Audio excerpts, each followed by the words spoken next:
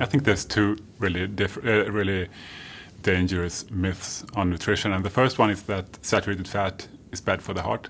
The second one is that to control your weight, all you need to think about is calories in and calories out. Those are the two big ones, I think. And the first one is because we think that saturated fat is bad for us, but there's no proof for that. And there's been lots of trials in the last 50 years basically showing that there's no evidence for that theory. Problem is that there's saturated fat in a lot of real high-quality food, like meat, like eggs, like butter, like all kinds of stuff. And if you eat less of all that, if you avoid all that, you will become hungrier and you're going to eat more of something else. Problem is a lot of people eat more of bad carbs, more bread, more pasta, more cookies, more soda. So this myth that saturated fat is bad for us is dangerous because it doesn't help people, and it actually harms a lot of people because they will become hungrier and eat more of worse things. Second big nutritional myth is that weight control is all about calories in and calories out, and this is bad because in theory it's true.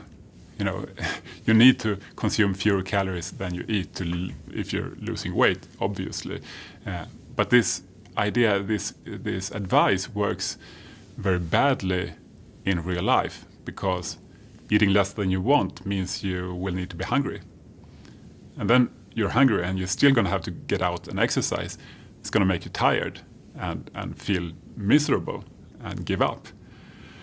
So it's basically dieting for masochists. And what you should do, I believe, is to eat in a way that makes you want to eat fewer calories. Eat in a way that makes your body want to burn excess fat. And you can do that by eliminating excess sugar and starches, like flour.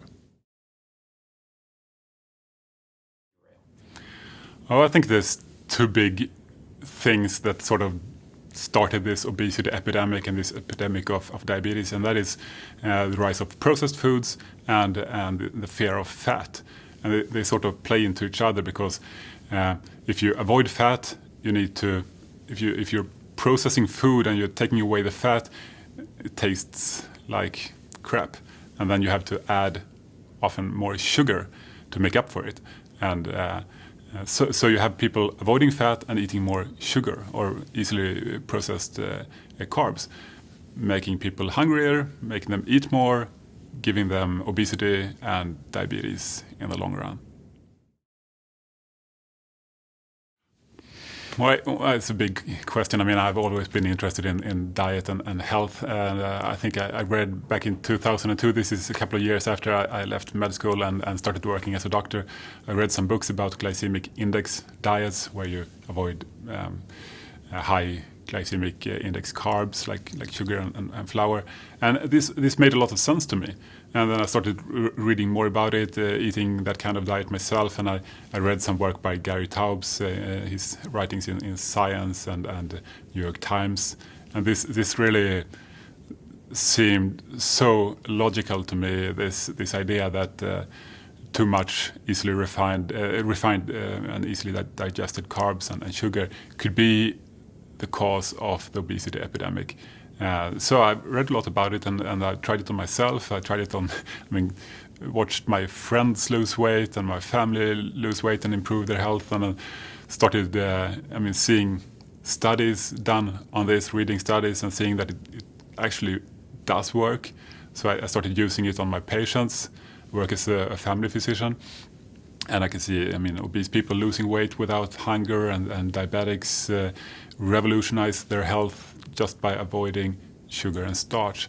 So, and still people are saying that this is a dangerous fad diet, even though it's proven that it works. And there's any number of people who've done it. I think that's what drives me to sort of spread this information to more people. People should just eat less and exercise more, and this obesity epidemic would reverse. But that's what we've been saying for 30 years, while it's getting worse every year. So it's not working. We need something else that does work. I just try to eat real food, avoid processed food, avoid too much sugar, avoid too much flour. So I eat meat, fish, vegetables, root vegetables, nuts, berries, all kinds of food. I don't try to avoid every single gram of carbohydrate, but I avoid most of it. I avoid the worst carbs, and I'm not afraid of fat. So I eat high-fat dairy and eat all the butter I want. Nice. Yeah, okay, so you have unprocessed real food like vegetables, non-starchy vegetables. That's not going to kill anybody.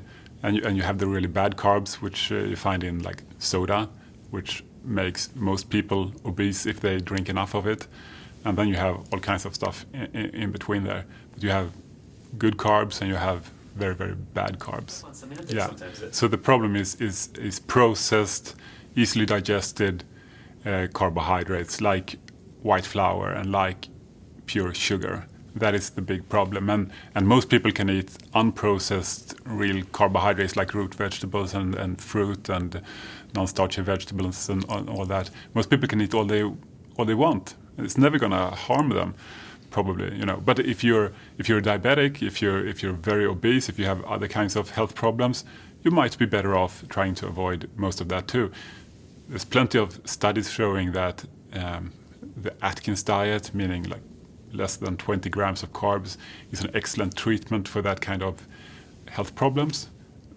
But that's not necessary for healthy people. It's not a fad, the low-carb diet, because it works. We have any number of people showing that it works for them, and we have 20 perhaps scientific studies of the highest quality showing that it actually works better than other diets for losing weight and improving health markers. So it's not a fad because it works.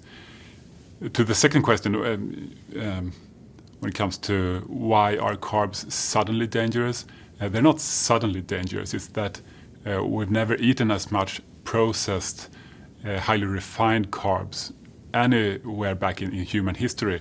White flour and sugar in large amounts, we've only had that for like 100 years, 150 years, and it's increased dramatically during that time. Also, during the obesity epidemic, we suddenly became afraid of fat. So we take away the fat, meaning we become hungrier, and then we eat even more of the bad carbohydrates. Yeah, fat is good for satiety. If you eat more fat, you become less hungry. If you eat bad carbohydrates, you become more hungry. So that's the problem. You can't just talk about calories, because there's good calories and bad calories. Good calories make you less hungry, and bad calories make you more hungry. But nobody has the time to go to the gym 8 hours a day. That's what they do on the Biggest Loser show. They don't necessarily always show it on TV, but they exercise for like 8 hours a day. And you can't do that if you have a family. And you can't do that if you have a full-time job. It's not possible. So we can't have this constant uphill struggle where we have to exercise 4, 5, 8 hours a day just to burn the crappy food we're eating. We need to eat better food so we can exercise more as a bonus, you know, for improving our health and feeling better, not because we have to do it to stop getting obese. I'd say it's too expensive to become sick.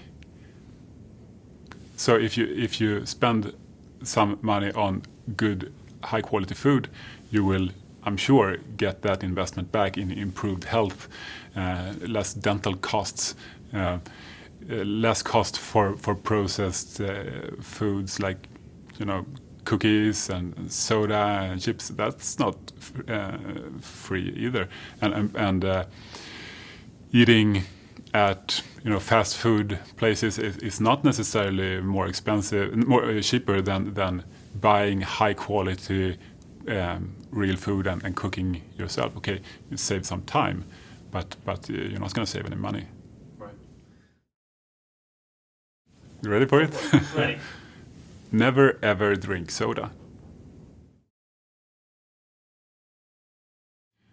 This is a controversial subject and nobody knows for sure, but I think you can make a good case for the theory that having high levels of insulin in your blood for a long time can lead to insulin resistance. Like if you're shouting for your child louder and louder and louder, eventually they just stop listening. And this is how the body works in lots of ways. You know, if one messaging hormone is abnormally high, then the body starts to listen to it less. So I believe that, and a lot of scientists believe now, that if you live in a way that elevates your insulin to abnormal levels for a long time, this can lead to insulin resistance and obesity. You cry wolf enough and people stop listening to you, right? Mm-hmm. So same thing with the insulin. If you're constantly signaling with high insulin levels, then the body's going to stop listening to that. Totally. You do. That some people can have a healthy weight and they can be very sick inside with the same problems that obese people get. And then you have some obese people who don't have that problem inside. They could be obese but fairly healthy. They might end up with diabetes eventually, but they can be healthy for a long time. Some people can. Some people can be really obese and still quite healthy. So obesity is like a marker for this metabolic syndrome, but it's not the same thing. Metabolic syndrome isn't because of obesity. It's just obesity is a marker for the disease. And some people show it, some people don't. So you can be thin, but you still have these metabolic problems with like high blood sugar, high blood pressure, bad cholesterol profile. So to be certain, you have to do some testing for these health markers, like test your blood pressure, test your blood sugar, and so on. And you could still have a problem even though you're thin. I think it was this idea that saturated fat raises the cholesterol in your blood, and that is what gives you heart disease. That theory, which is wrong because it's oversimplified. Saturated fat doesn't necessarily increase bad levels of cholesterol. In fact, if you eat a higher fat diet, you will increase the good cholesterol, the HDL, in your body. So it's a very much an oversimplification to say that saturated fat raises cholesterol in any bad way. It's also very much an oversimplification to say that cholesterol is the cause of heart disease, because cholesterol is a normal, healthy substance in our bodies. It's natural. We need cholesterol. We would die without cholesterol. What's really the problem seems to be a metabolic disturbance in the cholesterol profile. So you get less of the good cholesterol, you get more of bad cholesterol called small dense LDL particles, to get technical with it, and high triglycerides. This is a disturbance in the cholesterol profile that's very much connected to heart disease. But to say that all cholesterol leads to heart disease is an oversimplification by far, and it leads us totally down the wrong path. Yeah, so people believe that to stay at a healthy weight, all they need to do is eat less and exercise more. The problem is that this is very hard to do for most people, because eating less means you're going to have to be hungry. Exercising more, even though you're hungry, means you're going to get tired and miserable. So this is dieting for masochists. And this is what people are trying to do. This is the hard way to lose weight. If you want to do it the easier, smarter way, you need to eat higher quality food that makes you want to eat less and gives you the energy to exercise, makes you want to move more. And you can do that by avoiding sugar and starches.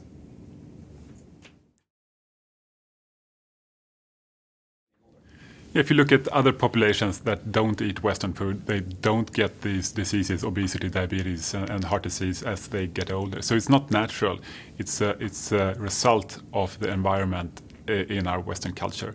And it seems like the most likely cause is too much sugar, too much easily digested carbs like white flour, that elevates the blood sugar, elevates the fat-storing insulin levels in our bodies, and makes us hungrier, makes us eat more and gain a little bit of weight every year.